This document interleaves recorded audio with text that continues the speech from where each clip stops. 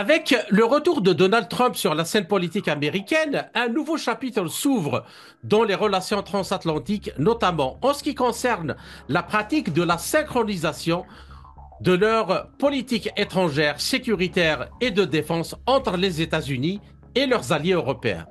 Ces dernières années, cette pratique a été interprétée comme une tentative d'aligner les actions et les décisions politiques entre Washington et Bruxelles, souvent médiatisée par une vision commune sur les politiques mondiales de sécurité, de commerce et d'environnement. Cependant, sous la direction de Donald Trump, cette pratique sera mise en cause, voire peut-être abandonnée.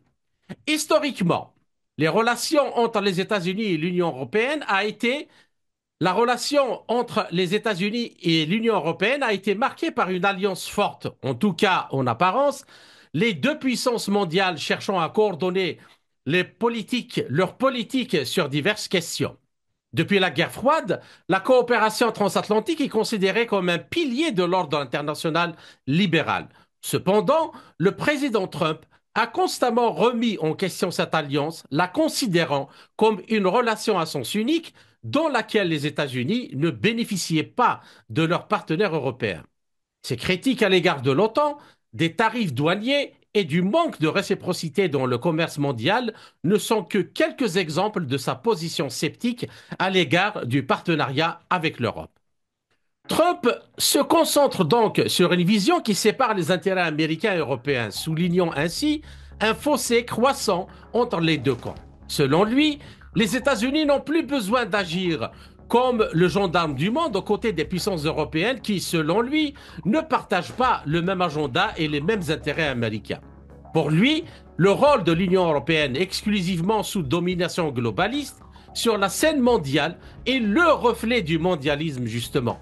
Une idéologie qu'il considère comme alignée sur les intérêts des démocrates et l'État profond néoconservateur, en particulier sous la direction de Joe Biden. Trump voit l'Union européenne comme un bastion de politique qu'il considère comme nuisible à l'intérêt national américain. Pour lui, l'Union européenne est le reflet d'un projet mondialiste soutenu par des élites politiques qui promeuvent un programme qui sape les valeurs conservatrices et patriotiques. Cela montre clairement que le politicien américain est un représentant de certaines élites des États-Unis qui probablement ont déjà accepté la réalité multipolaire. L'objectif de Trump est d'assurer le plus grand nombre possible d'avantages stratégiques pour les États-Unis dans le cadre de la transition géopolitique stratégique, ce qui nécessite de revoir les liens historiques avec l'Europe qui, depuis des décennies, profondément engagée dans un programme mondialiste et antinational, les principaux dirigeants européens étant en ce sens de simples représentants d'élites qui ne se conforment pas à la multipolarité. Pour discuter de tous les développements de toutes ces questions, j'ai l'honneur et le plaisir de recevoir depuis Moscou Xavier Moreau, fondateur et directeur du Centre d'analyse politico-stratégique Stratpol. Xavier Moreau, bonjour et merci d'avoir accepté de nous accorder cet entretien. Bonjour Kamal. Alors, Xavier Moreau, le dernier discours du vice-président américain J.D. Vance à Munich, expliquant aux Européens que leur ennemi n'était pas la Russie et que c'était un ennemi intérieur à l'Europe, que les gouvernances européennes avaient peur de leur propre population et réagissaient en limitant la liberté d'expression et en obtenant l'annulation des élections roumaines ou encore en faisant un barrage républicain quant à la montée en puissance de l'AfD en Allemagne. Et met en évidence la nouvelle vision que peut avoir l'actuelle administration US de la composante européenne de l'OTAN. Alors, Xavier Moreau, comment lisez-vous ce changement dans la politique américaine envers l'Europe qui vient de culminer par l'absence aussi bien de l'Ukraine que de l'Union européenne dans les négociations ou disons le début de pourparlers, on ne sent pas encore dans les négociations, mais au moins dans la préparation de ces dernières, qui ont eu lieu ce 18 février en Arabie Saoudite. Et l'Europe est-elle déclassée dans les priorités internationales américaines? Je pense que le J. D. Vance comme Donald Trump ont fait le constat que s'ils veulent définitivement se débarrasser de cette classe néoconservatrice américaine qui en fait a émergé à partir, on va dire, à partir des Clinton, hein. Je pense que l'arrivée des Clinton au pouvoir, donc à la fin du règne de George Bush père, et l'arrivée de Bill Clinton, eh bien, donc, l'apogée des néoconservateurs. Et même s'il y a eu une alternance avec George Bush Jr., finalement, on s'aperçoit que c'est exactement la même politique qui a été menée. Donc, c'est à la fois une politique à l'intérieur du pays et à l'extérieur du pays. À l'intérieur, pour résumer rapidement, c'est le wokisme, les soi-disant valeurs LGBT. Et à l'extérieur, c'est une espèce de néo-impérialisme qui a coûté cher à l'Amérique, en fait, hein. Ça, c'est quelque chose qu'a fait le constat de Trump. Et aujourd'hui, je pense que les républicains que j'appellerais paléoconservateurs, donc c'est-à-dire Trump, Vance et Rubio même désormais, eh bien ces gens-là veulent en finir définitivement avec ce courant. Et ce courant, il a un refuge, c'est l'Europe, Mhm. puisque en fait toutes les élites, hein, enfin, je dirais plutôt dire la classe dirigeante de la plupart des grands pays européens, ou d'ailleurs des petits, eh bien, sont issus de ce modèle Young Leaders, démocrates, sorosiens, etc., etc. Donc, si jamais Trump et J.D. Vance veulent protéger l'Amérique d'un retour, par exemple dans 4 ans, bon, on imagine que le candidat sera J.D. Vance pour les républicains. Si jamais les républicains paléoconservateurs veulent en finir avec ce courant d'idées néoconservateurs, woke, eh bien, ils doivent le détruire là où il peut se réfugier. Et là, d'ailleurs, il est déjà en train de se réfugier, comme l'a dit le Premier ministre Viktor Orban, Premier ministre hongrois, puisqu'il a dit que Soros, qui va être interdit partout aux États-Unis, en tout cas qui ne sera plus financé, puisqu'on s'aperçoit que finalement, Ouais, c'était ouais, même pas ouais, Soros qui finançait, ouais, ouais, c'était l'argent du absolument. contribuable américain. Eh bien, en fait, il est en train de migrer vers l'Europe pour métastaser sur notre continent. Et donc, à partir de là, la mission que s'est donnée J.D. Vance, et c'est ce dont il parle en fait dans son discours, c'est de détruire le dernier refuge de cette idéologie néoconservatrice et wokiste. Et c'est loin d'être gagné parce que on a vu, vous avez vu comme moi la Ouais, ouais, réaction de l'assistance. Ils ont applaudi une fois au début quand il a parlé de l'attentat qui avait eu lieu en Allemagne. Et en vente, après, il y a pas eu beaucoup d'applaudissements. Et puis, pour finir, il y a un diplomate allemand qui a fondu en larmes. ouais, Donc, face à lui, il a quand même le dernier bastion. Et bon, moi, j'ai écrit un livre là-dessus, sur le livre noir de la gauche française.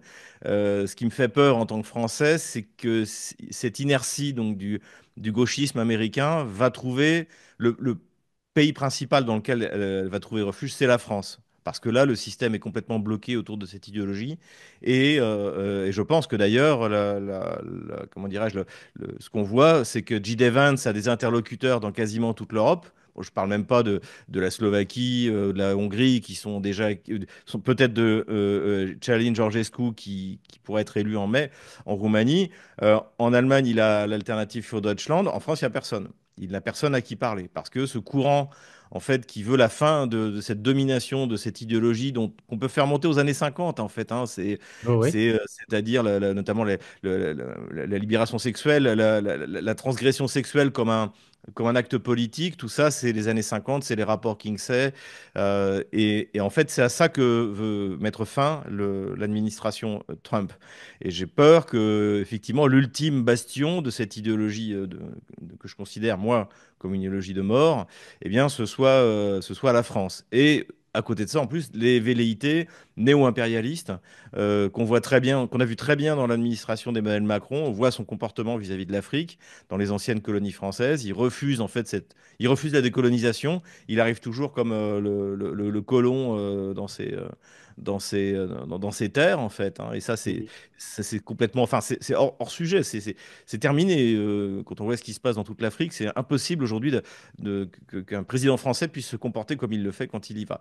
Et ça aussi, c'est une des caractéristiques du néoconservatisme, c'est cette volonté de répandre son idéologie dans le monde entier. Et, Mhm. et ça coûte cher. C'est quelque chose qui enrichit certaines personnes. Si vous voulez, la colonisation française a enrichi certaines personnes, mais elle a appauvri l'État. Et Mhm. finalement, le constat que fait Trump, c'est que le néoconservatisme américain a appauvri les États-Unis et en revanche a enrichi des personnes et il est en train d'en faire l'inventaire. On compare souvent la différence entre la Chine et les États-Unis depuis ces 50 dernières années, c'est que la Chine n'a jamais fait la guerre à personne. Et que les États-Unis ont, et je parle même pas de la guerre du Vietnam, mais même depuis la guerre du Vietnam, Et ont alors, passé leur temps. par rapport justement à cette réunion de Riyad, parce que c'est quand même un coup de massue hein, sur la tête des Européens, euh, même pas cité, même pas invité, même pas observateur, même pas un petit strapontin dans ce début de reprise des relations et qui est visiblement, on peut pas tout savoir, tout n'a pas été dit par rapport à ce qui a été discuté, mais on peut imaginer que voilà le problème, il sera réglé entre la Russie et les États-Unis. Donc, d'un point de vue stratégique, mais au-delà du conflit en Ukraine. Euh, Est-ce qu'on est en train d'assister à une recomposition complète des relations internationales dans lequel l'Europe est vouée à être un petit ventre mou des luttes des grandes puissances? Je crois qu'on peut dire ça. Le premier aspect, et vous avez raison de rappeler où a eu lieu cette rencontre, c'est à Riyad. Mhm, C'est-à-dire ce qu'on voit, c'est l'émergence des pays du Moyen-Orient, non pas du Moyen-Orient, des pays du Moyen-Orient, parce que si ça fonctionne, c'est parce qu'il y a des nations au Moyen-Orient et pas une espèce de conglomérat comme sur le modèle de l'Union européenne, qui en fait ne ressemble à rien, qui ne parle pour ne rien dire. Donc on voit très bien les puissances émergentes, c'est l'Arabie Saoudite, c'est les Émirats Arabes Unis, qui ont été capables de déjà d'être prudents. Malgré les ressources colossales qu'ils ont par le pétrole, les hydrocarbures, d'avoir un projet national, d'investir et donc de devenir des exemples, hein. Moi, j'étais il n'y a pas mhm, très longtemps à Dubaï. La France devrait s'inspirer de ce que fait Dubaï. C'est fini, notre modèle n'intéresse plus personne. C'est d'ailleurs, on a parlé de, pardonnez, je fais une petite digression, mais la conférence de Munich, je recommande aux gens d'aller écouter le discours de Jaishankar, le ministre des Affaires étrangères indien. C'est la teneur de son discours. On lui pose des questions sur la démocratie et il dit, ben, je pense que les démocraties occidentales devraient regarder comment fonctionne notre démocratie, qui peut être un exemple pour eux. mhm. Donc en fait, ce qu'on voit, c'est que finalement, alors qu'on est, encore une fois, l'Occident d'avant donnait des leçons à la planète entière, aujourd'hui, il y a des pôles qui surgissent, des pôles alternatifs, et c'est un succès avant tout. La première chose qui m'est venue à l'idée quand j'ai vu que ça se déroulait à Riyad, je me suis dit, c'est un succès diplomatique pour le prince Ben Salman, MBS.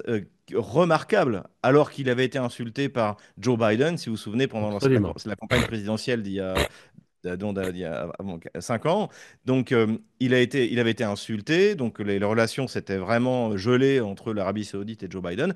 Et là, en fait, non, c'est lui, l'organisateur de la rencontre. Alors, deuxième élément de réponse, c'est que déjà, Washington et Moscou n'ont pas parlé que de l'Ukraine.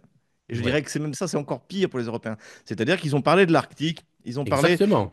ils ont parlé de reconstruire des relations diplomatiques normales. Donc, d'ailleurs, il va y avoir un échange d'ambassadeurs. Les consulats vont commencer à fonctionner. Tout ce qu'avait détruit Biden, finalement, va être reconstruit. Donc, l'Ukraine, évidemment, est un sujet important, mais il y a des tas d'autres sujets dont ils ont dû parler. La guerre israélo-palestinienne, ce qui se passe en Ukraine, l'Arctique. La Russie a le meilleur passage dans la route maritime du Nord. Et on sait que les Américains aimeraient bien l'utiliser parce que du côté du Canada, il n'y a pas un passage équivalent avec des capacités aussi fortes. Il y aura de la coopération dans l'énergie. Il y en avait avant 2014, hein. Les sociétés américaines étaient présentes, notamment pour précisément explorer et développer la production en Arctique. Donc tout ça, voilà. Donc en fait, c'est ce qu'a dit d'ailleurs Vladimir Poutine. Le commentaire qu'il a fait hier, c'était de dire, écoutez, on n'a pas besoin des Européens pour venir faire l'intermédiaire entre Moscou et Washington. Ouais. Voilà. Donc en fait, les Européens veulent être là parce qu'ils vont parler de l'Ukraine, il faut qu'on soit là, il faut qu'on soit là. Mais déjà, ils n'ont pas parlé que de l'Ukraine. Mais en revanche, ce qu'ont annoncé à la fois Trump et Poutine, c'est que effectivement, il va commencer à y avoir des négociations sur l'Ukraine. On peut même considérer qu'en fait, le coup de téléphone de Trump à Poutine, c'est le début des négociations. Mais pas que sur l'Ukraine. Là, ce qui a été dit, Justement, c'est c'est ce que que Poutine a dit. Et ce que Trump on dit que l'Ukraine était un sujet parmi beaucoup d'autres sujets très importants. Et ce qui ressort, c'est vraiment une négociation qui va s'enclencher sur une redistribution de zones d'influence, sur les nouveaux équilibres à établir, même le système de sécurité qui pourrait même inclure l'Europe, parce que l'Europe elle est sous le parapluie de l'OTAN, donc autant dire des États-Unis. Tout à fait. Ce qu'a dit précisément l'administration russe, c'est bah, dès que Washington aura nommé son négociateur, nous allons nommer notre équipe de négociateurs. Et pourquoi pas avoir l'Ukraine, pourquoi pas avoir des Européens, pour le cas précisément ukrainien. Mais ce qui est clair, c'est qu'on ne sait pas à quelle vitesse vont avancer les négociations pour l'Ukraine. Visiblement, Trump veut se débarrasser du boulet, déjà pour attribuer l'échec, parce que ce sera malgré tout un échec de l'Amérique et et de l'Union européenne, pour l'attribuer aux Européens et à Joe Biden. Donc pour ça, il doit aller vite. Il ne faut pas que ça traîne. Mais on ne Mhm. sait pas combien de temps ça va durer, en fait. En revanche, ce qui est clair, c'est que la relation américano-russe, elle, va aller très vite. Déjà, en fait, bah, de nouveau, encore une fois, il y a échange d'ambassadeurs, réouverture des consulats. Je ne serais pas étonné qu'il y ait une levée partielle des sanctions de la part de Washington vis-à-vis de la Russie. Déjà, là, on voit que l'Union européenne balance un inutile 16e paquet de sanctions. Et d'habitude, en fait, c'était Washington qui balançait son paquet de sanctions et c'était suivi par l'Union européenne qui exécutait les ordres, en fait. C'est ce qu'on avait Et à par l'époque de rapport Joe à ça, Biden. justement, qu'est-ce que cela veut dire? C'est-à-dire qu'il y a eu une politique de sanctions pendant 3 ans, même avant, mais disons le gros paquet pendant 3 ans, ça n'a pas marché. Il y a maintenant celui qui les a imposés le premier, vous venez de le dire, est en train de faire marche arrière. Et l'Europe veut continuer et aller alors que c'est la partie qui a le plus payer le Oui. prix très cher par rapport à l'effet boomerang de ces sanctions. Ah, évidemment. D'ailleurs, je pense que à Washington, on doit se frotter les mains, puisque les sanctions, en fait, ont amené non seulement les sanctions, mais une politique d'achat du gaz, puisque par exemple, il n'y a pas de sanctions sur l'achat du gaz russe. Donc, en principe, rien n'empêcherait Berlin de rouvrir le robinet du quatrième tuyau de Nord Stream 2, enfin du deuxième tuyau de Nord Stream 2 et donc du quatrième tuyau des deux Nord Stream, qui est en parfait état de fonctionner. Ça, il pourrait le faire, ce qui provoquerait immédiatement une baisse du tarif du gaz sur le marché européen. Au lieu de ça, eh bien, au contraire, on introduit encore plus de limitations en essayant d'aller contre les lois du marché. Le problème de l'Union européenne, des pays européens, c'est que l'offre de gaz n'est pas infinie. Et que donc on ne peut pas, contrairement à ce qu'ils pensaient, remplacer le gaz russe par du gaz qatari américain. Oui, on peut le faire, mais si vous regardez en 2024, la proportion du gaz qatari et américain a baissé. A Mhm. baissé. Et ensuite, Donald Trump a promis une baisse du prix de l'énergie aux États-Unis. Ça veut dire qu'en fait, il va essayer de forcer les producteurs de gaz de schiste américains à vendre sur le territoire américain pour augmenter l'offre sur le territoire américain pour faire baisser les D'accord. prix. Et il ne pourra augmenter les exportations en Europe qu'au prix d'augmenter la production. C'est peut-être aussi pour ça qu'il s'intéresse au Groenland, etc., etc. Donc en fait, le problème fondamental, ce que ne comprend pas, je pense, comprennent pas les économies françaises notamment, et ou même l'Union européenne, qui sont très imprégnées du socialisme en fait. C'est-à-dire, c'est l'idée qu'on peut décréter les prix de ça, le prix de ça. Non, ce qui décide du prix du gaz en Europe, c'est le marché. Et le gaz liquéfié transporté par méthanier, en fait, extrêmement volatile. C'est pas des contrats de long terme qu'on pouvait avoir comme à D'accord. l'époque D'accord. de Nord Stream, en fait. C'est ça le problème. Aujourd'hui, ceux qui ont du D'accord. gaz pas cher, pardon, je finis là-dessus, en Europe, ce sont ceux qui le reçoivent par Turkish Stream, c'est-à-dire la Bulgarie, la Hongrie, et puis maintenant la Slovaquie, depuis la décision stupide de Zelensky de fermer le passage par l'Ukraine. Donc en fait, en fait, c'est malheureusement, comme disait Lénine, c'est la dictature du réel contre lequel les idéologues de l'Union européenne ne peuvent rien faire. Mhm. D'accord. Alors, à encore voir les déclarations de Trump et de ses collaborateurs, les relations entre les États-Unis et l'Europe seront davantage axées sur une politique d'alliance bilatéral que sur le multilatéralisme traditionnel qui caractérise l'approche de l'Union européenne. Et puis, la déception de Trump à l'égard de la diplomatie multilatérale sera un trait caractéristique de sa présidence. En tout cas, c'est ce qu'il a affirmé et les premières décisions le prouvent pour l'instant. Au lieu alors de se coordonner avec les pays de l'Union européenne, il cherchera, selon lui, à promouvoir un programme plus indépendant centré sur les intérêts américains et à nouer des liens plus étroits avec certains gouvernements européens qui s'alignent sur sa vision du monde. Alors, cela pourrait-il, Xavier Moreau, se traduire, par exemple, par un soutien accru aux dirigeants conservateurs en Europe qui prônent une plus grande autonomie par rapport à l'Union européenne? Et dans ce cas-là, quel serait l'avenir de l'Union européenne en tant qu'organisation supranationale? Honnêtement, je pense que l'Union européenne et même l'OTAN ont leur avenir derrière eux. Et le problème, en fait, c'est que ces deux structures sont liées par le traité de Lisbonne. En fait, c'est l'article 42, je crois, qui lie la défense européenne à l'OTAN. Donc, Mhm. en fait, quand depuis 3 ans, Emmanuel Macron nous parle de la défense européenne, en fait, elle est liée à l'OTAN. C'est dans les textes. Donc, pour revenir sur ce fait juridique, il faudrait refaire un traité qui, en fait, bah, supprime l'article numéro 42. Mais le problème, c'est que des pays comme la Pologne, les pays baltes, eux, c'est ce qu'ils veulent. Finalement, ils s'en moquent de l'Union européenne. Pour eux, l'Union européenne, c'est le moyen d'avoir de l'argent gratuit. Voilà, qui est pris à l'Allemagne, à la France et l'Italie, qui sont des contributeurs positifs à l'Union européenne. Donc, en fait, faut tout démonter. Et effectivement, je pense que, contrairement à ce que s'imaginait, d'ailleurs, y compris quelqu'un que j'estime beaucoup, mais Emmanuel Todd, en fait, qui disait, mais Musk se rend-il compte que lorsqu'il soutient Alice Weidel et l'Alternative für Deutschland, en fait, il pourrait faire une Allemagne grande again, great Ouais, ouais. again, qui serait de nouveau un concurrent industriel pour les États-Unis. Mais je pense que les États-Unis sont prêts à ça. Ce qu'ils veulent avoir, c'est des partenaires sérieux. Et d'ailleurs, si vous voyez, qu'est-ce qui est en train de se passer maintenant, c'est Emmanuel Macron et Starmer qui volent vers Washington pour rencontrer Trump.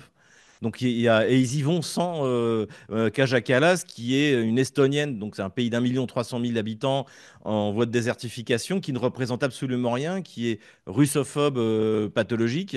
Et bah, évidemment qu'ils savent qu'ils ne veulent pas saboter la rencontre avec Trump, donc ils viennent pas avec cette personne qui ne représente rien. Donc, de facto, en fait, ce voyage de Starmer et de Macron aux États-Unis pour rencontrer Trump montre que Trump a déjà gagné. Et ce que Trump veut, c'est de la relation bilatérale, en effet. Il veut réapprendre, en fait, aux puissances européennes à faire de la politique et faire de la diplomatie. Et le fait est que, si par exemple on prend l'exemple de la France, en fait, malheureusement, la France aujourd'hui est co-belligérante avec le régime de Kiev. Mais sinon, la France ne risque rien du point de vue de la sécurité. J'en ai parlé il n'y a pas longtemps. Le général de Gaulle nous a légué des frontières qui ne sont contestées par personne Mhm. et l'arme nucléaire. Donc, s'il y a bien un pays qui ne sera attaqué par aucune autre puissance, c'est la France. Et si nous avions profité, comme ce que voulait le général de Gaulle, de cette stabilité pour être la puissance d'équilibre en Europe, eh bien, ce ne serait pas à Riyad que se serait passée la rencontre, mais ça aurait été à Paris Absolument. ou à D'accord. Versailles. Et donc pour nous, c'est une opportunité, mais je pense que c'est une opportunité qu'Emmanuel Macron ne veut pas saisir. Parce que le régime d'Emmanuel Macron est fragilisé à cause de ses mauvais résultats économiques. Et quand je dis mauvais, on est au bord de la banqueroute par ce grand déclassement diplomatique. Tout le monde nous méprise, à commencer par l'Afrique, à cause d'Emmanuel Macron. Et donc, pour lui, en fait, finalement, se maintenir cette guerre permanente, comme pour tous les régimes autoritaires en difficulté, c'est un exutoire. Et donc, c'est pour ça que vous entendez les discours de Jean-Noël Barrot, d'Emmanuel Macron lui-même, qui nous appellent à faire des sacrifices. À faire des sacrifices, pourquoi? Pour une guerre qui, comme vient de le dire Trump, hein, ça je suis content parce que c'est un peu le titre de mon bouquin publié il y a un an, Ukraine, Mhm. pourquoi la Russie a gagné. Trump a dit, on a donné 350 milliards pour une guerre qu'il n'avait aucune chance de gagner. Parce que le seul but de cette guerre, c'était d'affaiblir la Russie. Et Mhm. donc ça a échoué. Il était clair à la fin de 2022, même pour les plus idiots, que ça échouerait. Et pourtant, on a continué par fanatisme, voilà. Et la France aujourd'hui est un des pays qui est qui est le plus belliciste. Enfin, la France, c'est Emmanuel Macron, encore une fois, c'est son Ouais. régime. Et D'accord. c'est ça qui est très grave. En D'accord. revanche, on va voir ce que vont Mhm. donner les élections du 23 février en Allemagne. Je ne pense pas que l'alternative für Deutschland l'emporte, ni même qu'elle fasse partie d'une coalition avec la CDU-CSU. Mais malgré tout, un bon score de l'AfD, un bon score de Sarah Wagenknecht, euh, va forcément influer sur la politique qui sera suivie par la coalition qui, je pense, sera de CDU-SPD. Notamment, il D'accord. ne faut pas oublier que dans la Mhm. vie politique allemande, il y a régulièrement des élections au niveau des Länder. Mhm. Et donc, il y a déjà le Länder de Thuringe, qui est tombé entre les mains de l'Alternative für Deutschland. Et même, c'est dans le Land de Saxe. Là, c'est un membre de la CDU qui s'est fait élire avec un discours qui est celui de l'AfD, en Mhm. disant faut arrêter d'aider l'Ukraine, faut retrouver le gaz russe par un gazoduc, etc., etc. Donc, on voit que même si c'est pas l'AfD qui l'emporte, la pression qui va être mise par le soutien de J. D. Vance, de Musk, Elon Musk à l'AfD, ça va forcément influer sur la politique. Et encore une fois, contrairement à ce que D'accord. pensait Emmanuel Todd, je pense que euh, avant tout, ce que veut Trump, c'est avoir des vrais dirigeants politiques avec qui discuter. En Allemagne, en France, alors en France c'est mal parti pour l'instant. En D'accord. Italie, je pense qu'il y a déjà Giorgia Meloni qui est considérée comme un interlocuteur valable, qui a de bonnes relations avec Elon Musk notamment, et qui d'ailleurs refuse la coalition dont rêvent Starmer et Macron, d'une coalition anti-Trump en Europe. D'accord. Bien. Alors, il est fort probable que la position de Trump se traduise également par une redéfinition des politiques commerciales et de sécurité. Trump pourrait bien chercher à renégocier les accords commerciaux qui favorisent les États-Unis et à établir des accords bilatéraux avec les pays européens qui souhaitent renforcer leurs liens commerciaux directement avec Washington sans médiation de l'Union européenne. Alors, Xavier Moreau, qu'en serait-il dans le domaine de la sécurité? Comment lire la position de Trump sur l'OTAN en faisant pression sur les alliés européens pour qu'il assume davantage de responsabilités alors qu'il tend à prendre ses distances par rapport aux engagements multilatéraux mondiaux, comme c'est le cas en Ukraine. Et puis, dans une situation de fragilité du tissu industriel militaire, c'est-à-dire de la production d'armement, est-ce que l'Europe est prise entre le marteau et l'enclume? Parce que même s'ils prennent leur distance, ils seront en tout cas au moins au début de se fournir auprès du complexe militaire industriel américain. C'est ce que Trump a dit d'ailleurs. Il a dit, si les Européens veulent acheter des armes aux États-Unis pour les donner à l'Ukraine, grand bien leur face. Ce qui est clair, c'est que le mandat de Donald Trump sera placé sous le signe des économies. Il veut rencontrer Xi Jinping et Vladimir Poutine pour encore réduire les armements nucléaires, donc relancer en fait les négociations qui avaient démarré en 1972. Si on se souvient, le premier traité c'était sur les missiles antimissiles. Tout ça a été démantelé par les administrations américaines successives, hein. En 2002, précisément, George Bush Jr. avait mis fin à ce traité antimissile. Et donc là, en fait, l'idée, bah, c'est de revenir sur l'esprit de la guerre froide, mais qui est une bonne chose en fait, parce que les chefs d'État de la guerre froide, les Nixon, par exemple, étaient beaucoup plus raisonnables que les chefs d'État qu'on a vus, que ce soit aux États-Unis, en France ou ailleurs. On regrette l'époque de De Gaulle, on regrette l'époque de Nixon, de Brejnev. C'était quand même beaucoup plus sage en fait. On comprenait que, comme disait Jean-Paul Sartre, l'humanité avait été mise en possession de sa propre mort avec l'arme nucléaire. Et donc, aujourd'hui, il s'agit de revenir à ça pour faire des économies. Et c'est ça, en fait, le contrôle des armements, c'est pour empêcher que les États dépensent des sommes colossales dans des armements qui, espérons-le, ne seront pas utilisés et qui contribuent finalement à déstabiliser les relations internationales. Donc, ce sera placé sous le signe de l'économie. Comment Trump veut diminuer par deux le budget de la défense? C'est ce qu'il a dit. Donc, comment est-ce qu'il va le faire? Eh bien, en réduisant, déjà en faisant un audit de la production d'armement aux États-Unis. Pourquoi est-ce qu'un obus de 155 mm aux États-Unis coûte entre 4 à 8 fois, 10 fois plus cher qu'un obus de 152 mm en Russie? Il y a Mhm. forcément des gens qui prennent des commissions. Donc retrouver de l'efficacité dans la production, baisser d'ailleurs le volume, je pense, d'achat du complexe militaire industriel, être beaucoup plus strict dans les définitions des cahiers des charges. Donc ça, c'est pour le complexe militaire industriel. Ensuite, eh bien, il s'agit de faire également un audit du ministère de la Défense, où il doit y avoir, comme il y a en France, comme il y a partout, dans une armée, il doit y avoir des soldats, pas des fonctionnaires qui servent à administrer, exactement comme au ministère de l'Intérieur. Vous devez avoir des policiers dans la rue, pas des fonctionnaires du ministère Mhm. de l'Intérieur. C'est le problème qu'on a en France, hein. Donc je pense que, et donc, pour diminuer effectivement le coût, eh bien, il faut fermer les bases américaines partout dans le monde. Et donc, je pense D'accord. qu'une bonne partie de la présence américaine en Corée du Sud, au Japon et également en Europe, bah, ça devrait diminuer. Alors le grand déçu, ça va être la Finlande qui est rentrée dans l'OTAN, qui espérait avoir trois bases américaines. Ils avaient indiqué déjà les sites où ça se trouverait. Bon, visiblement, non seulement il n'y aura pas de base en Finlande, mais dans certaines presses américaines, on dit que les Américains pourraient même évacuer leurs soldats des zones qui étaient en fait les pays du pacte de Varsovie ou les républiques socialistes soviétiques. C'est-à-dire que l'armée Mhm. américaine se retirait des pays baltes, de l'Allemagne de l'Est, de la Bulgarie, de la Roumanie. Enfin, donc, si ça arrive, c'est un démontage complet. En 2030, il va y avoir en Roumanie la plus grande base militaire de l'OTAN.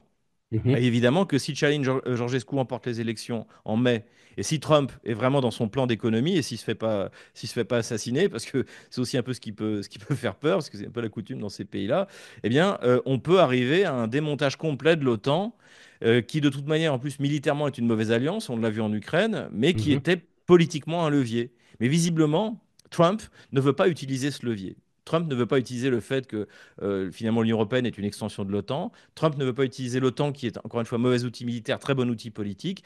Il veut retrouver, on va dire, une vie politique saine. Est-ce que les classes dirigeantes européennes sont prêtes à ça? J'en ai pas l'impression. Alors, le changement de position de Washington à l'égard de l'Europe, loin de l'idée donc de synchronisation de leur politique, est une certainement conséquence directe de la vision que Trump se fait du rôle des États-Unis dans le monde. Alors, selon lui et pour lui, Washington ne doit plus se soumettre à une coordination avec d'autres puissances, en particulier celles qui représentent, selon lui, une menace pour le nationalisme isolationniste et les valeurs patriotiques américaines. Alors, Xavier Moreau, la relation transatlantique va-t-elle être reconfigurée? Trump, dans ce cas, privilégiant des accords plus pragmatiques, alignés sur ses propres convictions politiques et abandonnant l'idée d'une coordination diplomatique constante avec l'Union européenne. Et puis, comment voyez-vous ce remodelage? Comment cette relation va être reconstruite? Donald Trump s'inscrit dans une tradition isolationniste américaine, hein. Je rappelle que avant l'ONU, il y a eu la Société des Nations, qui était le fruit des propositions de Wilson pendant la Première Guerre mondiale. Donc tout le monde a compté sur la Société des Nations pour contenir l'Allemagne, pour essayer de créer un environnement de relations internationales qui évite de retomber dans un conflit sur le modèle de celui de la Première Guerre mondiale. Et puis finalement, au moment où le projet est arrivé devant le Congrès des États-Unis, ils ont voté contre. Et donc les États-Unis n'ont pas fait partie de la Société des Nations. Donc je pense que c'est quelque chose qu'il ne faut pas oublier. Et Donald Trump est clairement là-dedans. Il ne veut plus de superstructure, il veut plus d'organisation mondiale du commerce, il veut plus d'organisation mondiale de la santé, notamment avec quelqu'un comme Kennedy Jr., hein, qui lui est parti en croisade contre ça. Et il veut comme vous le dites parfaitement, il veut des relations bilatérales fortes avec des partenaires crédibles. C'est comme ça que ça doit se passer. Et son intérêt, encore une fois, c'est l'intérêt supérieur, tel qu'il le considère, des États-Unis et du peuple américain. Ce qui a un gros avantage, comme toutes les personnes qui n'ont pas d'idéologie, c'est que ça le rend parfaitement lisible. Exactement comme Vladimir Poutine. Vladimir Poutine, si jamais vous l'écoutez depuis bientôt 25 ans, eh bien, vous n'êtes pas surpris par ce qu'il fait. Parce qu'il dit ce qu'il fait, il fait ce qu'il Absolument. dit. Et désormais, Donald Trump, ce sera pareil. Il n'y a pas d'idéologie. C'est l'intérêt égoïste des États-Unis et du peuple américain.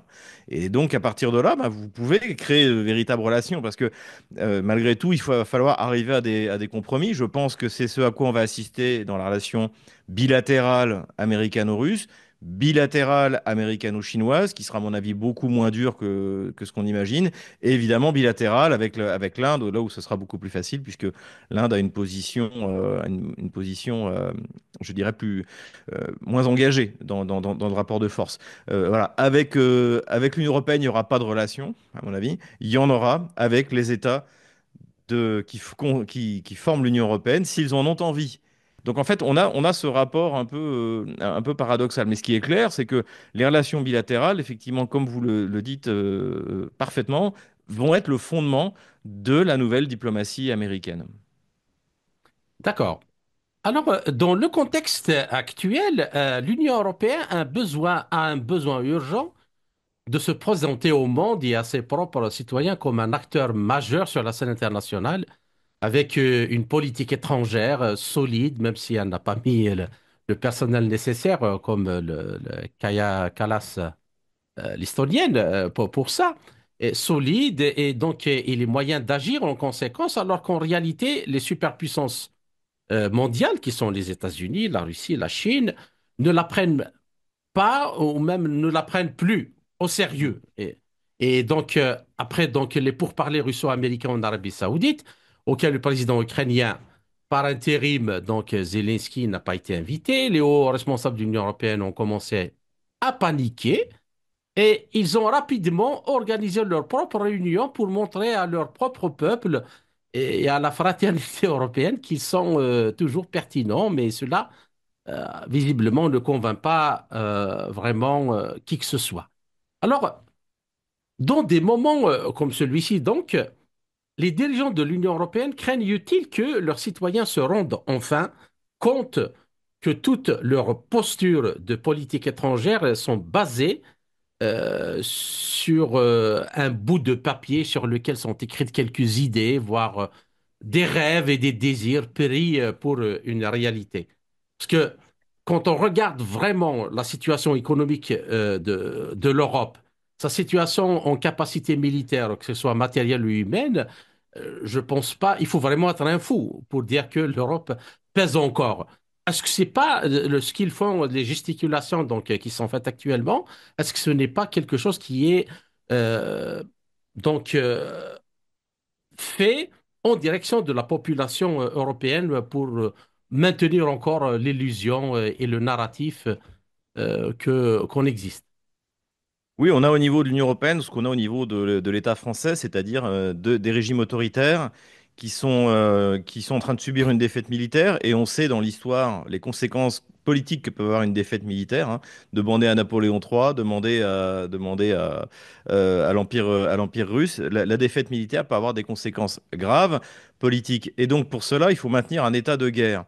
Mais pour revenir à votre... Donc par rapport à une population à qui on a promis deux mensonges colossaux. Le premier, c'est que l'Union européenne serait un espace de prospérité. Or, en fait, l'Union européenne a détruit la prospérité au sein des pays de l'Union européenne. Cette prospérité qui a été passagère pendant quelques années, en fait, a été permise parce que, en fait, on est allé faire les poches des contribuables allemands, français, italiens pour redistribuer l'argent dans les pays les plus agressifs, en plus les pays qui nous ont menés à la guerre, c'est-à-dire la Pologne qui est le premier à recevoir, la Pologne, les pays baltes, etc. Donc en fait, et donc ce mensonge sur la prospérité va évidemment, il éclate dans les yeux des contribuables allemands et français en disant mais qu'est-ce que c'est que ce truc? Au moins, on a abandonné toute une partie de notre souveraineté, mais on nous avait promis la prospérité. Or, on est ruiné. La France notamment. Alors c'est pas qu'à cause de l'Union européenne, c'est aussi les 50 ans de socialisme, hein. Le socialisme a le même résultat en France qu'au Venezuela. Donc le pays est ruiné. Et donc cette promesse de prospérité est morte, c'est un mensonge en fait. Et le deuxième, c'était la promesse de paix. Or, on s'aperçoit quoi? C'est que l'Union européenne est entrée dans une guerre pour un pays qui ne faisait partie ni de l'OTAN ni de l'Union européenne, au nom d'une idéologie que moi j'appellerais néocoloniale, parce que le projet du régime de Kiev mis en place après un coup d'État en 2014, c'était la colonisation et la transformation des populations russes et russophones en autre chose que ce qu'ils sont et que ce qu'ils voulaient être. les Russes et les russophones, c'est qui, en fait, c'était la majorité de la population ukrainienne, ils veulent parler la langue de leurs parents, la langue de leurs ancêtres et une langue riche, langues les plus riches des langues européennes, avec une grande littérature, une langue scientifique. C'est ça qu'ils voulaient. Et ça, le projet colonial de l'Union européenne a été de faire de ces Russes, de ces russophones, autre chose que ce qu'ils étaient et que ce qu'ils voulaient être. Donc, on est vraiment dans l'idéologie. Et donc, pour faire cette guerre coloniale, on a mobilisé des forces, on a lancé l'Union européenne, les pays de l'Union européenne, même ceux qui ne le voulaient pas, comme la Hongrie, dans une guerre qui en plus a été perdue. Donc le résultat, c'est qu'au lieu d'être la prospérité et la paix, c'est ce qu'on nous disait, hein, s'il n'y a plus d'Union européenne, c'est reparti, c'est le troisième, c'est le quatrième Reich. Et Ouais, bien là, ouais. aujourd'hui, ce à quoi on assiste, c'est que l'Union européenne, c'est la guerre. L'Union européenne, c'est la pauvreté. Et pour se sortir de cet abîme dans lequel cette hyperstructure surétatique nous a précipités, ça va nous prendre des années pour nous réindustrialiser, pour recréer, je dirais, pour vouloir vivre ensemble. Et tout ça, notamment à cause des vagues migratoires également. Donc tout a été, l'Union européenne a détruit les nations européennes, ce qui fait qu'aujourd'hui l'Europe n'existe plus. Et les élites, pardon, les classes dirigeantes européennes n'ont même plus envie d'exister.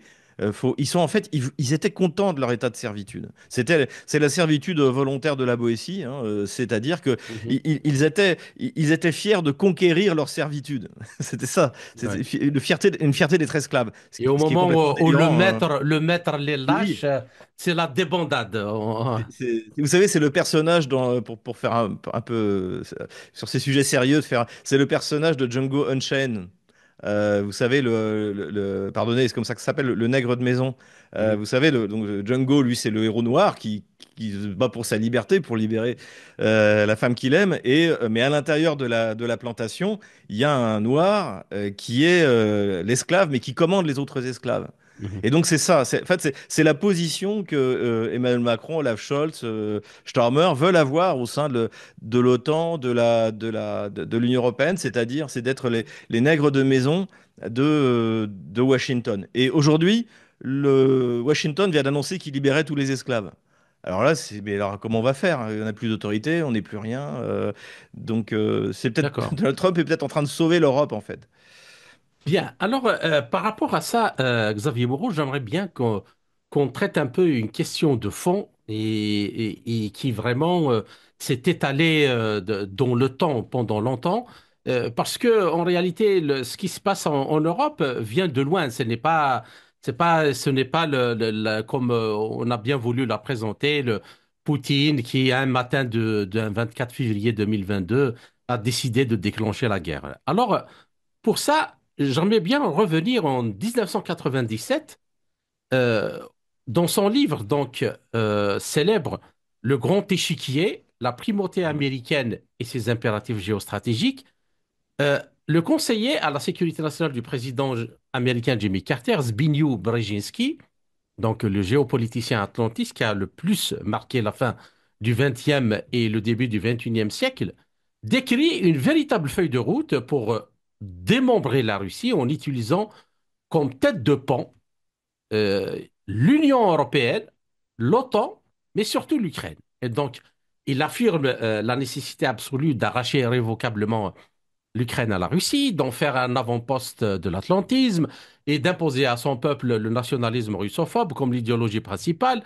Le tout, donc, on garde dans l'Allemagne, mais également toute l'Europe, loin de la Russie, donc de toute l'Eurasie, dans un état de vassalisation absolue aux États-Unis. C'est-à-dire, in fine, c'est l'axe Paris, Berlin, Moscou, auquel on peut rajouter Pékin, donc qui pourrait être vraiment une alternative à ce globalisme et mondialisme destructeur que Brzezinski donc estime nécessaire de d'empêcher à tout prix. Alors, ma question, alors que cette stratégie donc s'est révélée d'une façon on ne peut plus claire depuis le sabotage en particulier par les Américains des gazoducs Nord Stream 1 et 2, comment analysez-vous la nouvelle politique de Trump et son choix de négocier avec la Russie sans l'Ukraine et l'Union européenne et probablement aussi après avec la Chine, dans le cadre de cette stratégie donc qui a duré quand même des décennies durant. Alors, il y a plusieurs choses à dire sur Brzezinski. La première chose, c'est que il faut pas oublier que c'est un Polonais. Mhm. Donc, le rêve polonais, depuis le partage de la Pologne à la fin du XVIIIe siècle, le rêve polonais de découper la Russie en rondelles, c'est une espèce d'obsession qui n'a jamais quitté les élites polonaises. Lorsque le général Piłsudski donc, a reconstruit la Pologne après la Première Guerre mondiale, c'était son rêve également. Notamment, il voulait faire la République d'entre les deux mers, c'est-à-dire entre la mer Baltique et la mer Noire. Ouais. Donc, pour ça, il fallait Intermarché. s'emparer d'Odessa. D'ailleurs, ça s'est appelé le prométhéisme, hein, tout ça, c'est quelque chose d'assez connu. Et donc, c'est une obsession de la classe dirigeante polonaise depuis plus de 2 siècles. Bon. Donc, Brzezinski, ça l'influence énormément, ça faut bien s'en rendre compte. Ensuite, je pense que du point de vue de la pensée politique et géopolitique, Brzezinski était quelqu'un d'extrêmement médiocre. D'ailleurs, ses textes ont extrêmement mal vieilli. Par exemple, quand il écrit le Grand Échiquier, il ne voit pas la montée en puissance réelle de la Chine. Mais il y a eu, pourtant, ça a démarré en 1979 avec les réformes de Deng Xiaoping. Et petit à petit, on voit bien pourtant que la Chine est en train d'augmenter. Mais effectivement, ça se fait doucement à la chinoise. En 99, son PIB, c'était 1000 milliards de dollars. Aujourd'hui, c'est, je crois, 34 milliards en parité de pouvoir d'achat. Donc 7 milliards de plus que celui des États-Unis. Donc il y a des tas de choses qu'il n'a pas vues. Et donc, cette idée, effectivement, il est dans une vision très 20e siècle, en fait. Mhm. Donc, il est obsédé par la Russie et parce qu'il est polonais, et aussi parce que effectivement, il est dans cette idée, donc il a pris à Mackinder que il faut empêcher l'union du cœur du monde, en fait. Hein. Mhm. Et donc pour ça, il faut empêcher l'union entre la Russie, l'Allemagne et la France, ce qui est le cauchemar géopolitique des Anglo-Saxons, dirons-nous. Sachant que c'est tout à fait contestable hein, comme vision, mais lui, il a ses obsessions idéologiques. Donc le problème, c'est que jusqu'à présent, jusqu'à Trump, tout le monde y croyait à ce truc-là. Et donc, effectivement, ils ont tout fait pour séparer l'Allemagne de la Russie, de la France.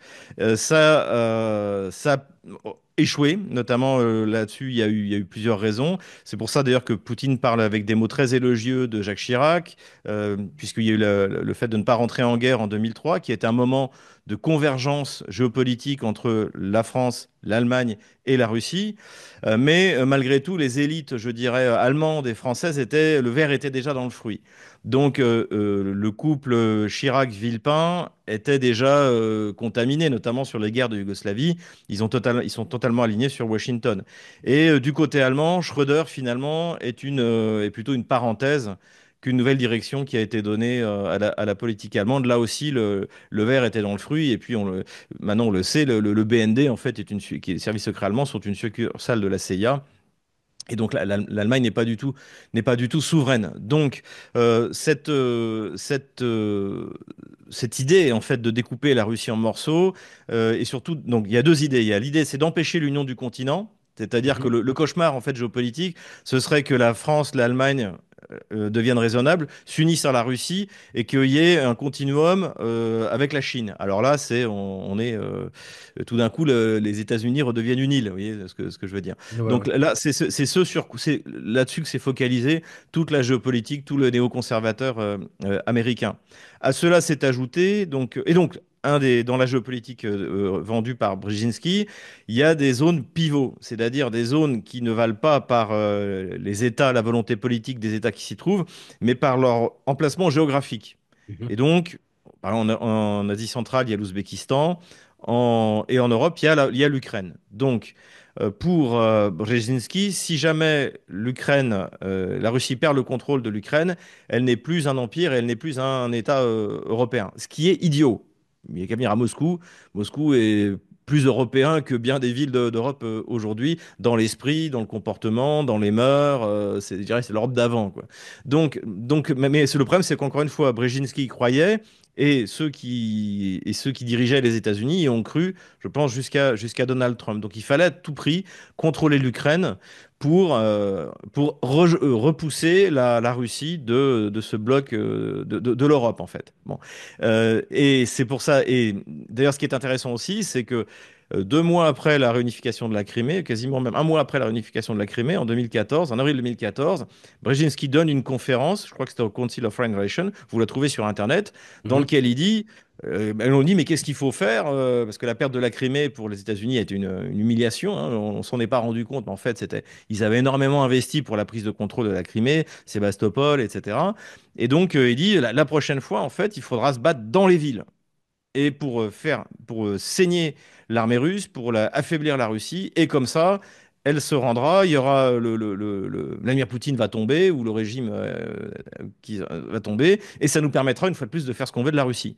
Et c'est exactement ce qui a été, et donc en fait cette ligne qui a été fixée par Brzezinski en avril 2014, eh bien, elle a été suivie scrupuleusement par les administrations américaines successives. Et c'est ce qu'on a, et le système de défense qui a été construit notamment dans le Donbass, de s'appuyer sur les villes pour essayer d'épuiser la Russie avec des pertes qu'elle ne pourrait pas supporter, avec la ruine de son économie, tout ça a été mis en place par Brzezinski. Le problème, c'est que c'est un échec, parce que Vladimir Poutine ne s'est pas laissé piéger.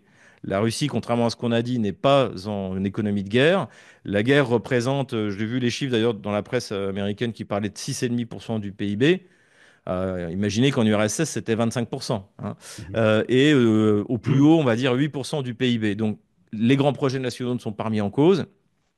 La Russie y va à l'économie, elle prend son temps, elle n'est pas pressée. Et donc, en fait, c'est la stratégie qui a été fixée par Brzezinski d'épuiser la Russie dans une guerre longue avec, du point de vue tactique, en fait, les forcer à donner l'assaut dans des villes transformées en forteresses sur le modèle du Troisième Reich, là, du Festung Befehl d'Adolf Hitler, tout ça a complètement échoué.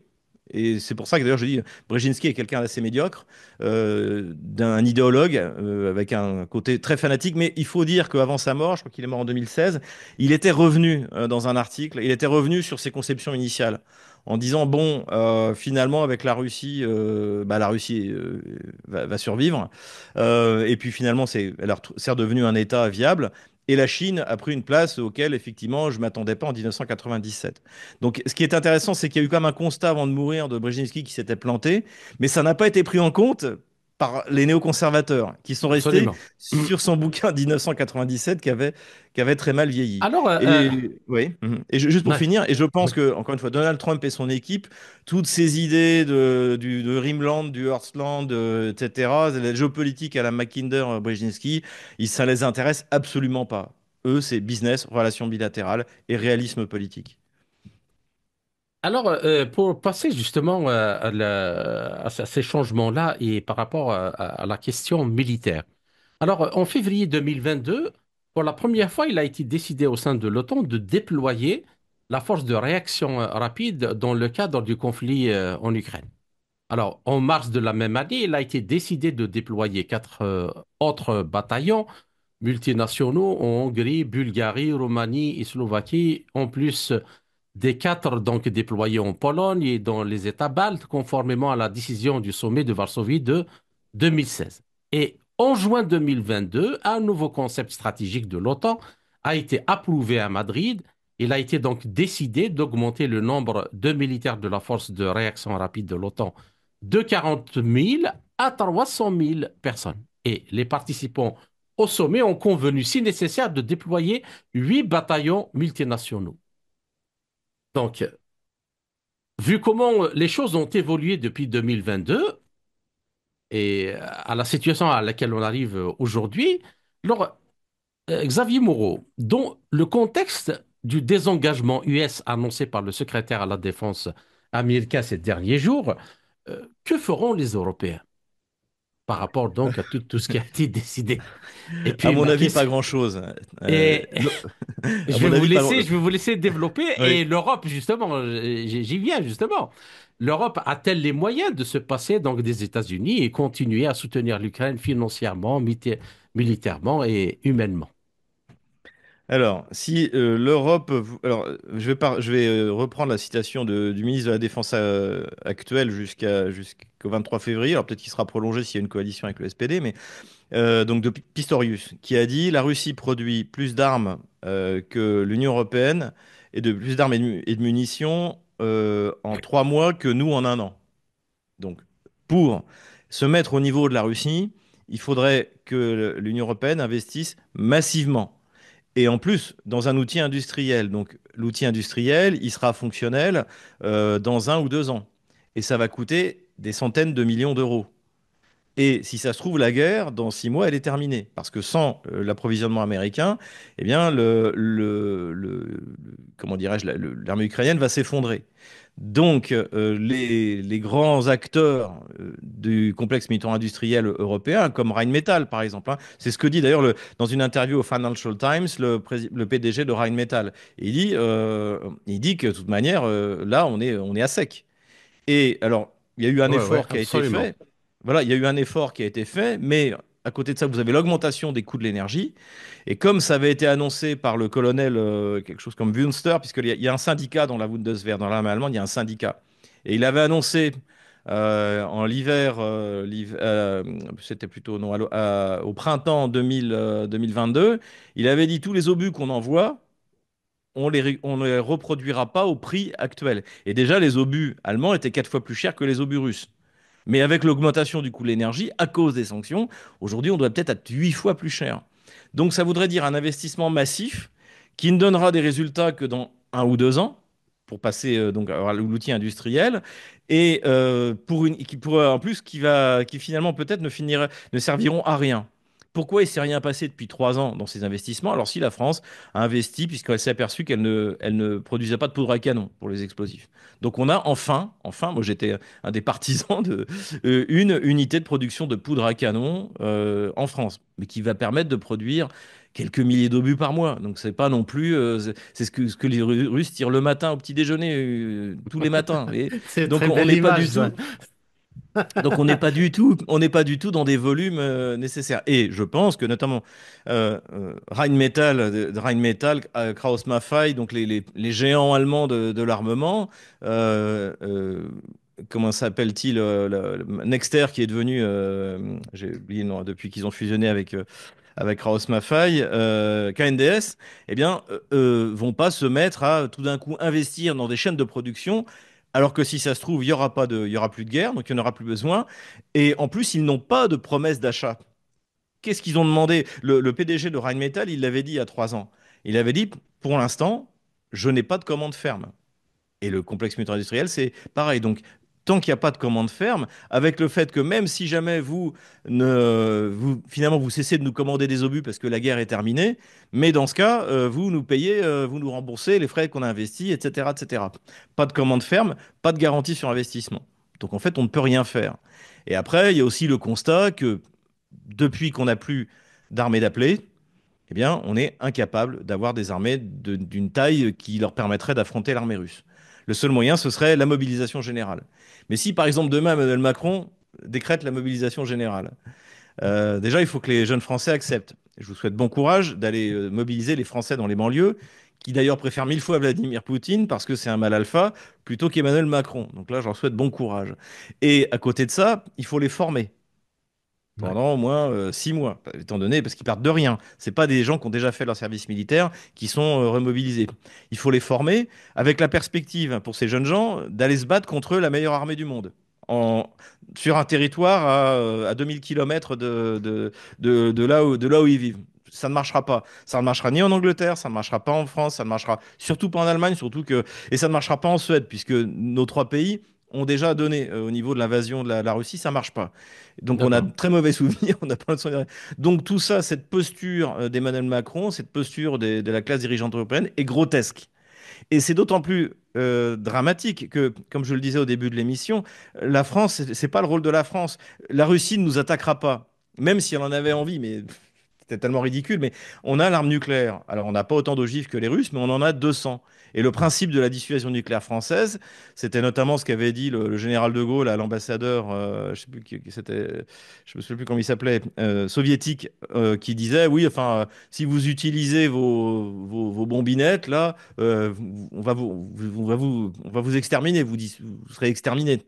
Et le général de Gaulle a dit, eh bien dans ce cas, monsieur l'ambassadeur, nous mourrons tous. Voilà, c'était ça le D'accord. principe de la Bien. dissuasion. Donc en fait, la France, en principe, moi je suis sur un ancien militaire. Évidemment, on a une armée on a une armée de prototype. On n'est pas du tout une armée du niveau de ce que doit être l'armée française. Euh, mais en soi, la France n'est menacée absolument par personne, y compris par la Russie. C'est ce que dit J. Evans pour revenir au début. Et donc on n'a pas besoin de s'énerver non plus de tout d'un coup de faire des sacrifices comme le veut Macron, Barrot. La France n'a absolument pas D'accord. besoin de ça. Bien, alors une dernière question aussi importante, il me semble. Alors, le nouveau concept stratégique de l'Alliance Atlantique de l'OTAN de 2022 donc, a cimenté l'implication de cette organisation dans l'endiguement global de la Chine. Alors, c'est pas uniquement la Russie, mais maintenant même la Chine. Et alors, Mhm. l'OTAN a également commencé donc à développer des liens avec les quatre États de l'Indo-Pacifique, le Japon, l'Australie, la Nouvelle-Zélande et la Corée du Sud. La France et la Grande-Bretagne et l'Allemagne soulignent leur rôle pour assurer une présence militaire dans la région Asie-Pacifique. Et puis, on a l'activité dans la région est augmentée par l'Union européenne qui, en 2021, a publié sa stratégie pour la coopération dans la région Indo-Pacifique sur fond de la formation de l'AUKUS, donc c'est cette alliance entre les États-Unis, le Royaume-Uni et l'Australie. Alors, et en même temps, l'attention serait portée à la fois sur les plans des activités de l'OTAN en Indo-Pacifique et sur l'attitude à l'égard de la présence chinoise en Europe. Alors, c'est la dernière question, disons, sur la reconstruction de l'architecture mondiale des relations internationales. Alors, comment voyez-vous l'évolution de l'application de ce concept dans le cadre de la nouvelle politique américaine? Et allons-nous vers une désescalade dans cette région du monde ou c'est l'inverse? Alors déjà, il faut faire un point de sémantique. Par exemple, vous utilisez le terme Indo-Pacifique. Ça, c'est un terme qui a été inventé par l'administration américaine, puisque jusqu'à, je pense que c'était il y a 10 ans, on disait Asie-Pacifique, la zone Asie-Pacifique. Mhm, Mais l'idée de Washington, ça a été je vais utiliser un terme anglais, antagoniser, c'est très mal ce que je viens de faire, je fais un anglicisme, mais l'Inde et la Chine.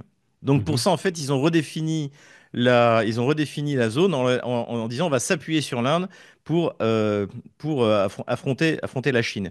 Et c'est aussi une idée, là vous avez eu raison de le dire, en fait, d'étendre l'OTAN.